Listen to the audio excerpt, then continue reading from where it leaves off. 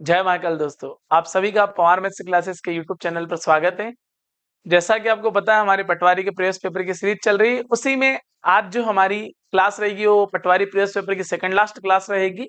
यानी कि हमारा 29 दिसंबर 2017 का जो फर्स्ट नंबर का शिफ्ट का पेपर है उसके ऊपर हम बात करेंगे और इसके बाद हमारा लास्ट वाला पेपर रहेगा, फिर हम उसके ऊपर बात करेंगे। क्लियर है दोस्तों? लेकिन शुरू करने से पहले दो लाइनें बेहतर तरीके से, और बेहतर लाइनें हैं जिसका लक्ष्य जितना बड़ा होगा उसके लिए उसे उतनी ही ज्यादा मेहनत करनी पड़ेगी। बिल्कुल सही बात है। जो जितनी ज्यादा मेहनत करेगा उसका लक्ष्य वाकई उतना बड़ा होता है, इसलिए उसे बहुत ज्यादा मेहनत करना पड़ती है। और जो जितनी ज्यादा मेहनत करता है फिर सफलता भी उसी के कदम पहले चूमती है। चलो सवालों पर आते हैं, शुरू करते हैं। तो सवाल है, 5 विद्यार्थी एक परीक्षा में 14, 12, 18, 100 और 20 अंक प्राप्त करते हैं। यदि समूह का औसत 15 है तो x का मान ज्ञात करें। देखो भाई, क्या क्या है अपने पास? एक अपने पास है 14, एक अपने पास कितना है 12, एक कितना है अपने पास 18, और एक कितना है x, और एक कितना है 20। अब देखो सारे लोग कितने हो गए? 5। बिल्कुल ऐसा उसने बोल ही दिया था पहले, 5। और इन सबका जो औसत है, औसत कितना मेरे प्यारे बच्चों? 15 है। तो क्लियर है, बराबर में क्या लिख दिया? 15 लिख दिया। अब आप आराम से देखो कि भाई 15 और 5 कितने हो गए? 75 हो गए। क्लियर है एकदम। अब आप आराम से देखो कि 18 और 12 30, 30 और 20 50, 50 और 14 कितने हो गए? 64। और एक अपने पास क्या बचा? x। तो x बराबर क्या हो गया? ये प्लस का 64 उधर जाके माइनस का हो जाएगा, यानी 75 में से 64 गए तो बच्चे कितने? 11। तो उसने यही तो हमसे पूछा था कि x का मान क्या होगा। तो आप बेहतर तरीके से बता सकते हैं मेरे प्यारे बच्चों कि जो x का मान होगा वो कितना होगा? 11 होगा। क्लियर है एकदम। चलो अगले सवाल पे आते हैं। अगला सवाल क्या है? शब्द सॉरी सूत्र एग्जामिनेशन एग्जामिनेशन एग्जामिनेशन को देखें, जिसमें कि एग्जामिनेशन की पुनरावृत्ति 10 बार हुई। चरण फर्स्ट में सम स्थितियों के अक्षरों को हटा दिया जाता है और चरण 2 में शेष सूत्र में बचे हुए अक्षरों में से भी सम स्थिति के अक्षरों को हटा दिया जाता है। यहाँ तब तक दोहराया जाता है जब तक कि आपके पास अकेला अक्षर नहीं रह जाता। तो यहाँ अक्षर कौन सा है? तो अब आप आराम से देखो कि भाई कैसे इस सवाल को सॉल्व करेंगे। बहुत ज्यादा बड़ी बात नहीं है, इसको हम बेहतर तरीके से समझ लेंगे दोस्तों। सबसे पहले हमें देखना है एग्जामिनेशन। तो एग्जामिनेशन की स्पेलिंग अगर मैं बात करूं वहां वहां पर, तो हमें जो एग्जामिनेशन की स्पेलिंग दे रखी है वो दे रखी है EXEMAINATION,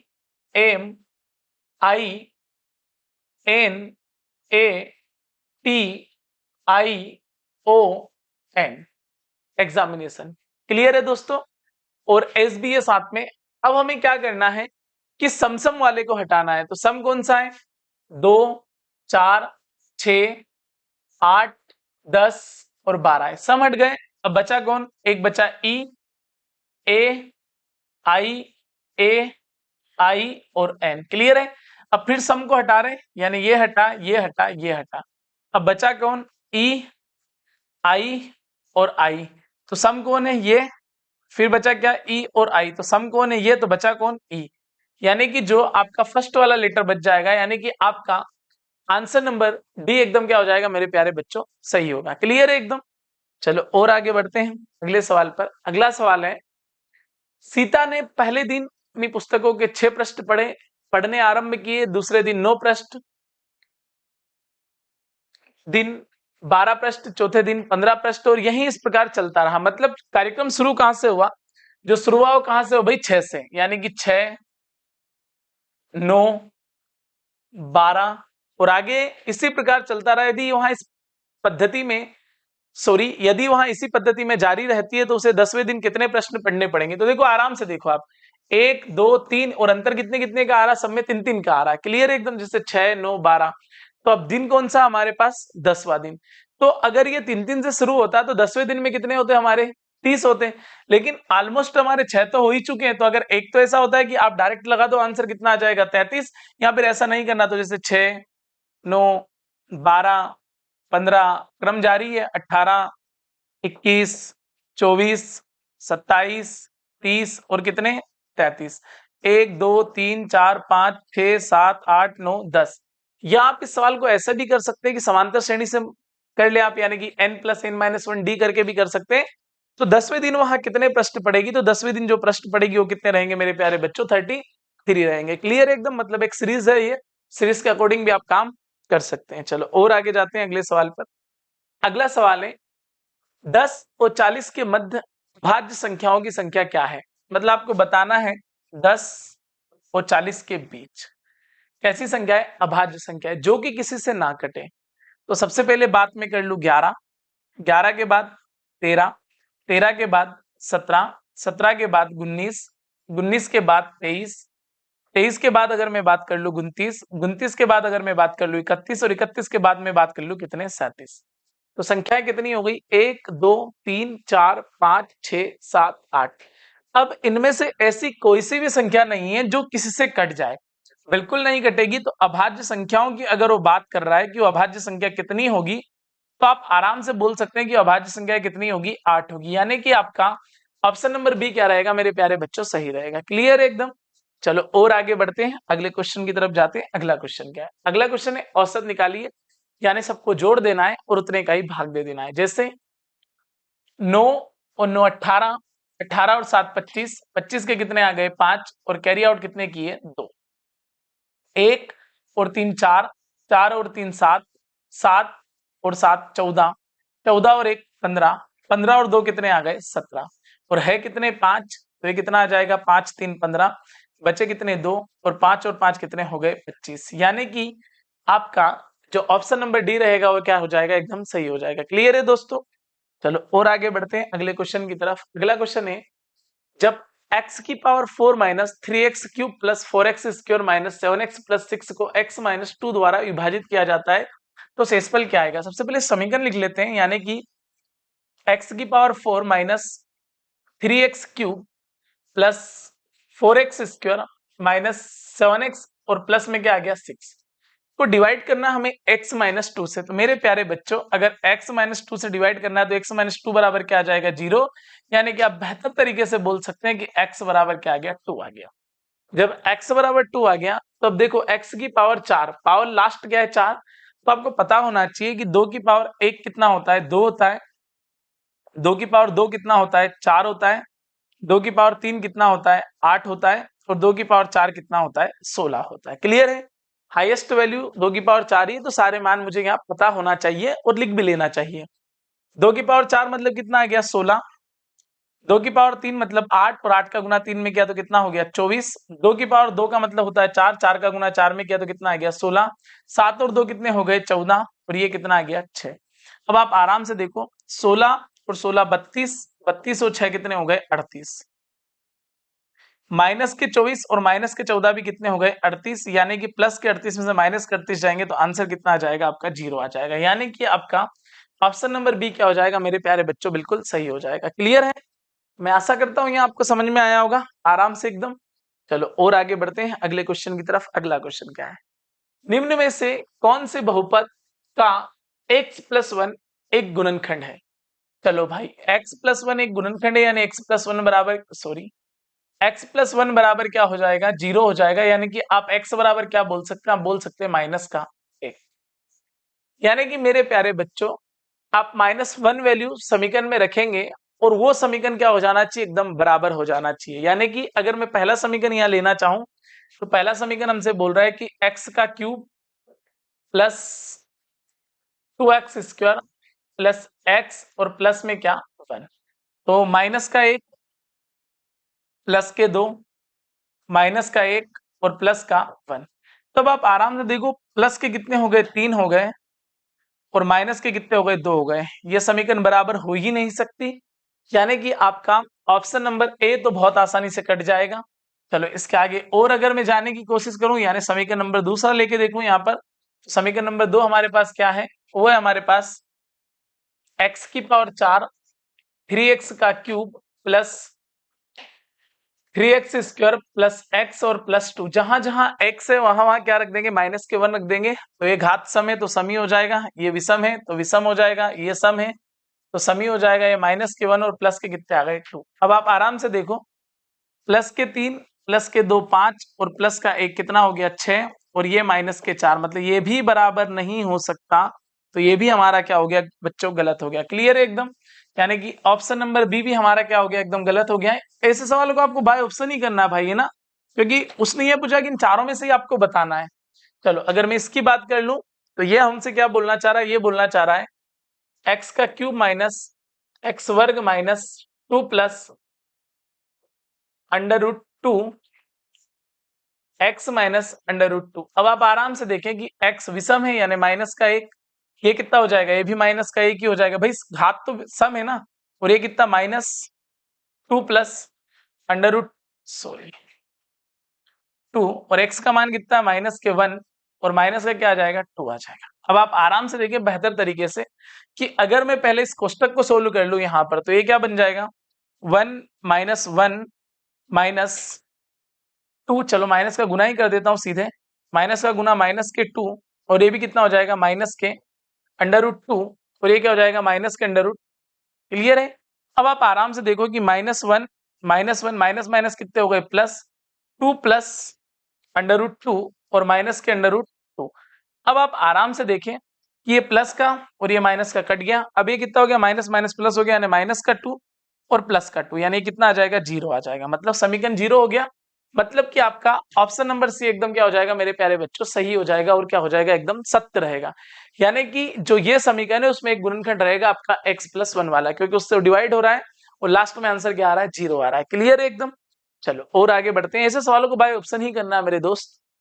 चलो अगला क्वेश्चन है, वो बोल रहा है कि अंडर रूट 2 और अपॉन में क्या under root 3 plus under root 3 और अपॉन में क्या अंडर रूट।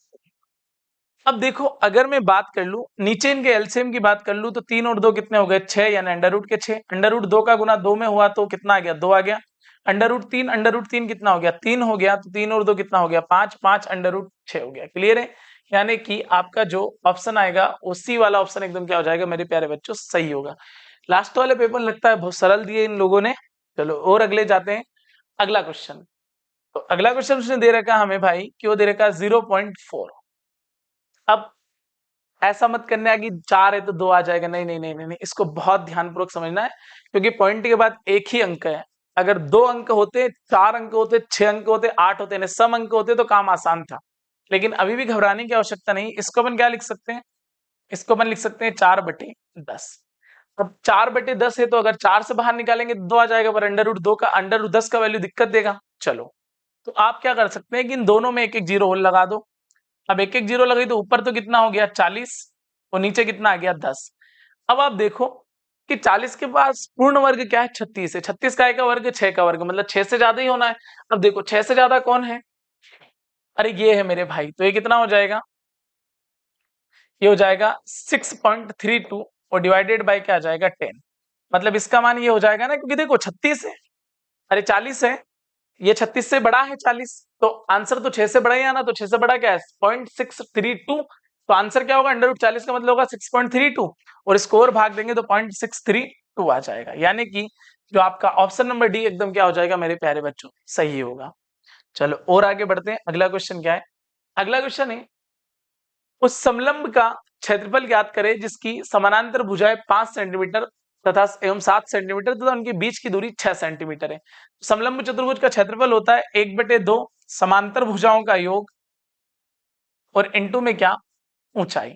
तो देखो 1/2 अगर समांतर भुजाओं का योग की बात करूं तो समलंब का क्षेत्रफल ज्ञात करें जिसकी समांतर भुजाएं 5 सेंटीमीटर और 7 सेंटीमीटर, तो 5 और 7 कितने हो गए 12 और उनके बीच की दूरी कितनी हो गई 6 हो गई। तो आप देखो 2 से कितनी बार कट गया 3 बार, यानी 12 3 कितना आ गया 36, यानी आप बोल सकते हैं 36 सेंटीमीटर स्क्वायर। यानी कि आपका ऑप्शन नंबर सी क्या रहेगा मेरे प्यारे बच्चों बिल्कुल सही रहेगा। क्लियर है एकदम।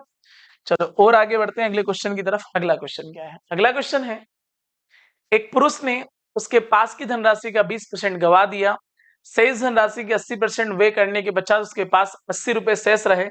प्रारंभ के उसके पास कितनी धनराशि थी। तो मान लो कि कोई पुरुष है, पुरुष ही मान लो पी 20% खत्म कर दिया, यानी बचा कितना 80/100, फिर और 80% खर्च कर दिया तो बचा कितना होगा 20/100 बचा होगा, और आगे लास्ट में पैसे कितने बचे 80, 80 से कितना कट गया 80 कट गया, 20 से कितनी बार कट गया 5 बार कट गया, यानी कि उस पुरुष के पास जो शुरू में राशि थी वो कितनी थी 500 रुपए थी। यानी कि आपका ऑप्शन नंबर डी क्या हो जाएगा मेरे प्यारे बच्चों बिल्कुल सही होगा। क्लियर है एकदम।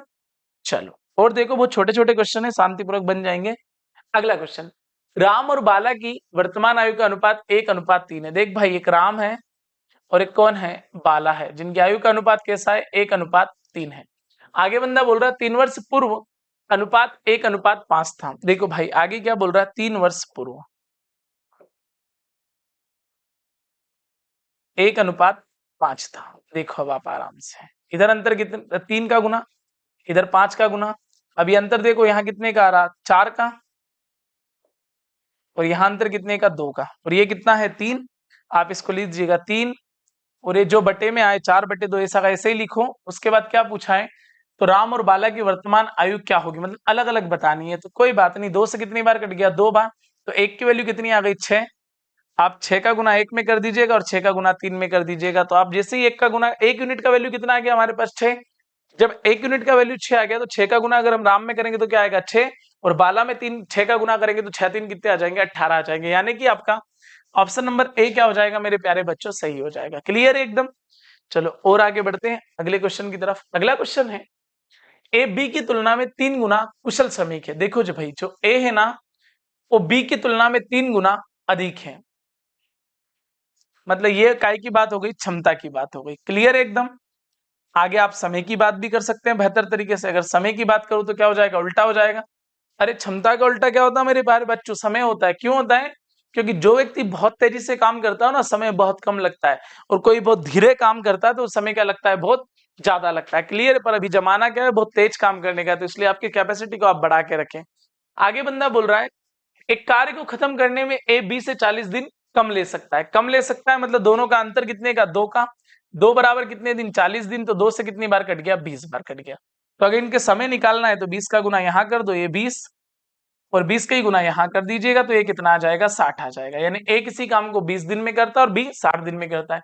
दोनों एक साथ काम खत्म कर कितने दिन में कर लेंगे, कोई बात नहीं भैया, 20 और 60 दोनों का एलसीएम ले लीजिएगा, कितना आ जाएगा, 60। 20 से कटा 3 बार, 60 से कटा 1 बार, 3 और 1 4, दोनों मिलकर काम कर रहे हैं ना, तो जोड़ दीजिएगा। तो कितने दिनों में काम समाप्त हो जाएगा, 15 दिनों में क्या हो जाएगा मेरे प्यारे बच्चों, काम समाप्त हो जाएगा। क्लियर है एकदम। मैं आशा करता हूँ यहाँ तक समझ में आया होगा आप लोगों को। चलो और आगे बढ़ते हैं अगले क्वेश्चन की तरफ। अगला क्वेश्चन,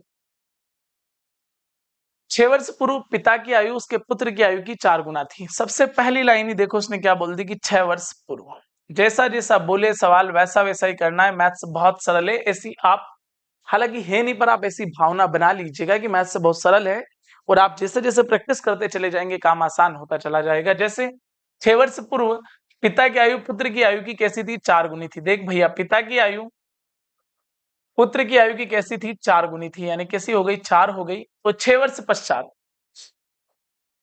आगे बंदा क्या बोल रहा है मेरे प्यारे बच्चे की, 6 वर्ष पश्चात पिता और पुत्र की कुल आयु 54 वर्ष होगी। बहुत बढ़िया भैया, 6 वर्ष पश्चात उनकी आयु कितनी होगी, 54 होगी। तो अगर मैं अभी वर्तमान में जाना चाहूं, कहां जाना चाहूं, वर्तमान में। अब अगर मैं वर्तमान में जाना चाहूं तो सोचो कि 6 वर्ष पश्चात वो 54 के होंगे, मतलब वर्तमान में वो कितने के होंगे, 6 और 6 माइनस के कितने कर दो, 12 कर दो। यानी 4 में से 2 गए तो 2, और 5 में से 1 गया तो कितना, 4। यानी वर्तमान आयु कितनी, 42। पर हमारे पास क्या है, 6 वर्ष पूर्व है।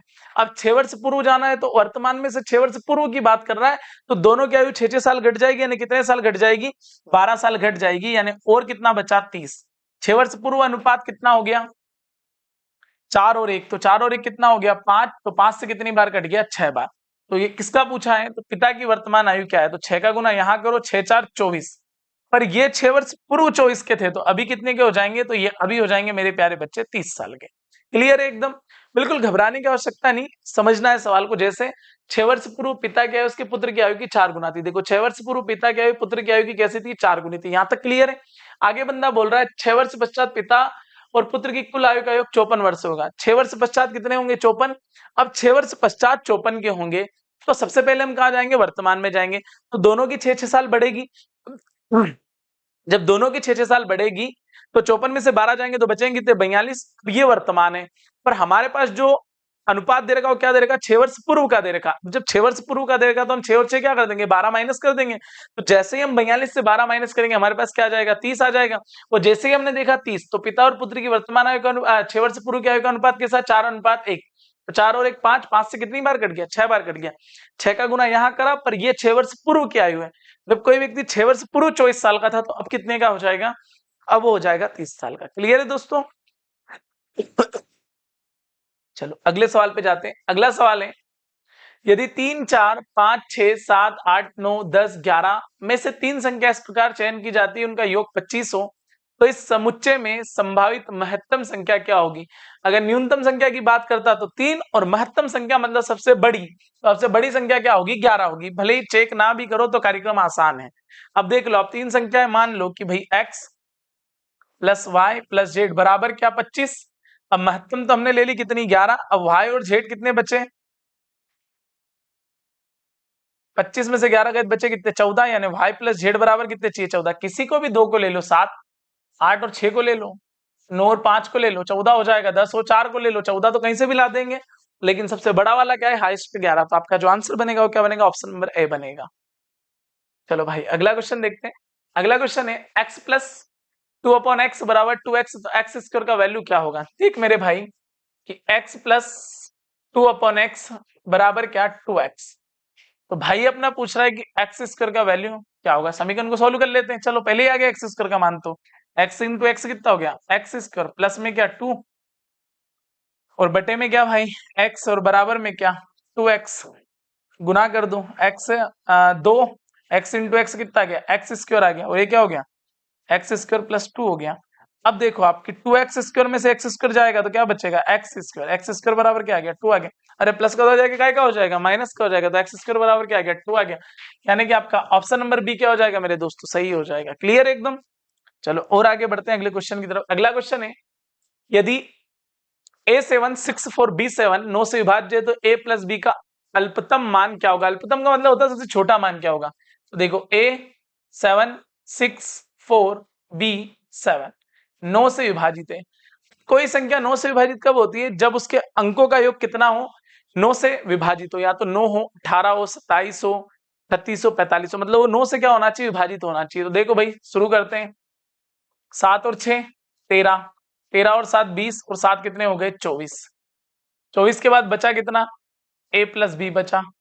डिवाइड कैसे करना है? 9, तो 24 से बड़ा ऐसा अंक देखो जो 9 से डिवाइड हो जाता है। 9 3 27। अब 27 है, सॉरी 27 चाहिए, 24 है, तो जरूरत काय की है? 3 की। यानी कि आपका ऑप्शन नंबर ए क्या हो जाएगा मेरे प्यारे बच्चों? बिल्कुल सही हो जाएगा। यानी 24 और 3 कितने हो गए? 27। 9 से डिवाइड हो गया, यानी a प्लस बी का मान कितना आ जाएगा? आपका मान आ जाएगा a प्लस बी का 3। चलो और आगे बढ़ते हैं अगले क्वेश्चन की तरफ। अगला क्वेश्चन है, यदि दो संख्याओं का महत्तम समापवर्तक 25 है, तो निम्न में से कौन सा वह संख्याओं का युग्म नहीं हो सकता? चलो भाई HCF कितना है? 25 है, मतलब ये संख्या 25 से डिवाइड हो जानी चाहिए।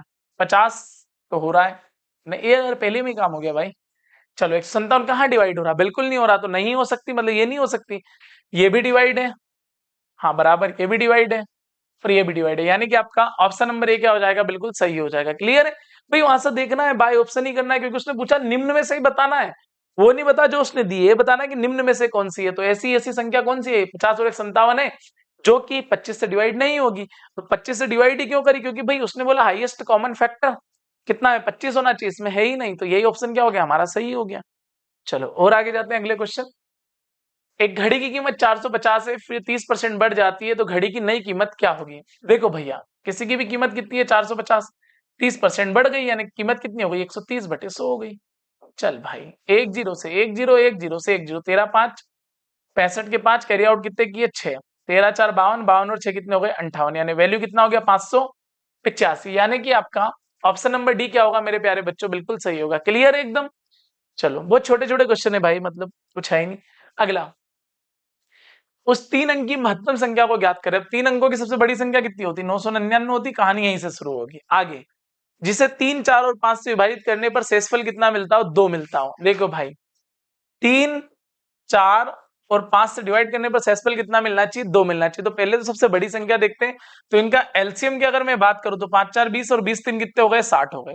जब एलसीएम इनका कितना हो गया? 60 हो गया, और अपने को चाहिए कितना? 999 चाहिए, या उसके पास चाहिए, तो इसको 60 से डिवाइड कर लो। 60 एकम 60, बचे कितने मेरे प्यारे बच्चे? 39।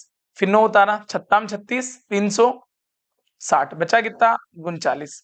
यानी कि 999 में से आप क्या करो कि 39 को घटा दो, यानी बचेगा कितना? 960।